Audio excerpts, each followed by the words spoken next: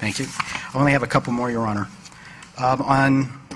Under Part 6, the conduct of this study, Section C, meetings may be held with members of the Board of School Committee, Superintendent Central Office administrators, as well as high school level administrators, and it goes on.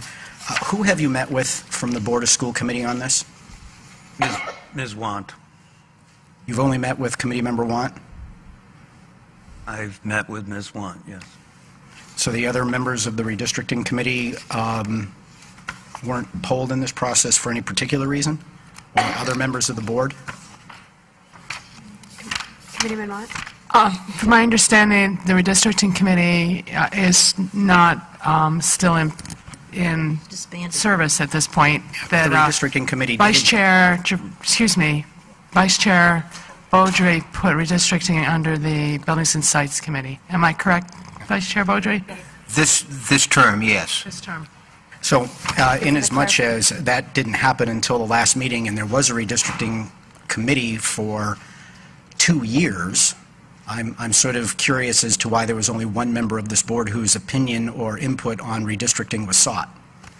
So I only attended any of those meetings since Vice Chair Beaudry made that change. Madam Chair, with due respect, that is not responsive to my question, which was not posed to Committee Member Want.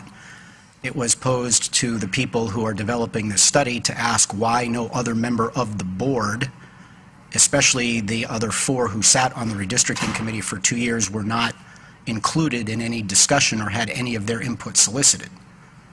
Committee Member Want has her opinions on redistricting. I don't believe they reflect the majority of the board. Maybe they do, maybe they don't, but there were 4 others of us who spent 2 long years on that committee and had input of our own. Dr. Vargas? We wouldn't have a problem with meeting with anyone. Actually, Committee Woman Want, what she did was that she provided us with the various proposals that different people who had championed. You could have gotten that. Excuse me, can you let him speak? One proposal came from you, which I got it through Mrs. Wang and also directly from you. As you know, you had 2007, 2013, you have plans at the people name. We've done a lot of work on this, and we pretty much could say this, at some point this person championed this. We capture all that perspective. Having said that, we don't have an objection if any of you want to sit down with us and express your concern or opinion. I'll conclude by saying this. You could have easily, Dr. Vargas, gotten all of that information from the minutes of the meetings. And if I wanted, if what you wanted was the perspective of people who were championing any particular proposal, I would think that they would have been spoken to directly and not through somebody, especially somebody else, especially when they didn't agree with the proposal. So to get other people's feedback from a filtered source when that feedback could have gotten from the minutes of the meetings strikes me as a bit odd. Thank you, Your Honor. So I can appreciate your comment, but she's the chair of Lands and Buildings, and this has happened over the last 3 weeks.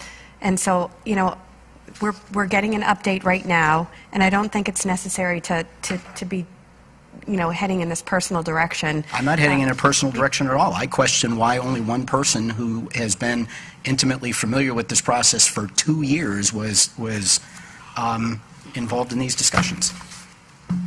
Very good. Committeeman Bergeron, and then Scannell.